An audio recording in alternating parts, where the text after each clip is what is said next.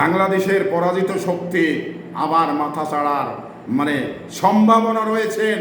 এই 9 তারিখ পর্যন্ত বাংলাদেশের জন্য একটি চরম চ্যালেঞ্জের মুখোমুখি বাংলাদেশের জনগণ, বাংলাদেশের প্রশাসন, বাংলাদেশের অন্যান্য আইন শৃঙ্খলা বাহিনী। কারণ এই চ্যালেঞ্জ পরাজিত শক্তির সঙ্গে চ্যালেঞ্জ।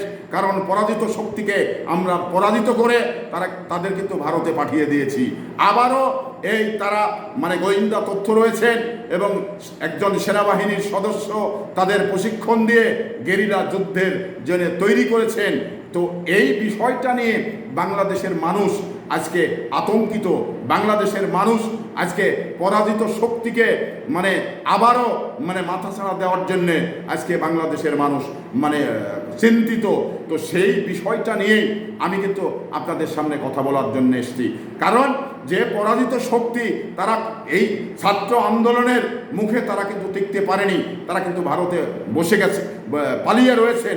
এই ভারতে বসে থেকে এই সমস্ত তথ্যগুলো, এই সমস্ত প্রশিক্ষণগুলো এটা কিন্তু দেওয়া হয়েছে। এই তথ্য কিন্তু সাইবার ক্রাইম টিমের কাছে রয়েছেন।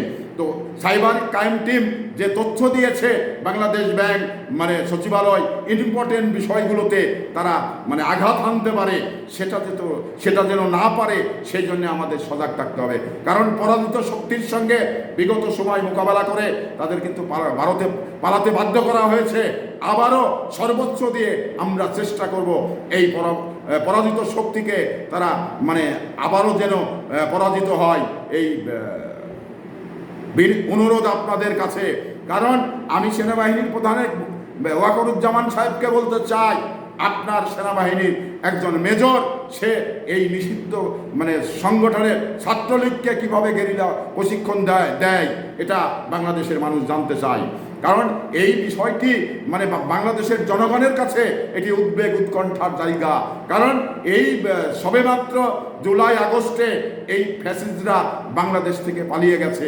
আবারও যদি এই ধরনের গোয়েন্দার তথ্য থাকে তাহলে মানুষ উদ্বেগ উৎকণ্ঠাতে থাকাটাই স্বাভাবিক। তবে আমি বাংলাদেশের মানুষের জন্য যে কথাটি বলি সেটা হলো, সবাই বাংলাদেশের 18 কোটি মানুষ এই পরাজিত শক্তির সঙ্গে আবারও আমরা চ্যালেঞ্জ করতে চাই।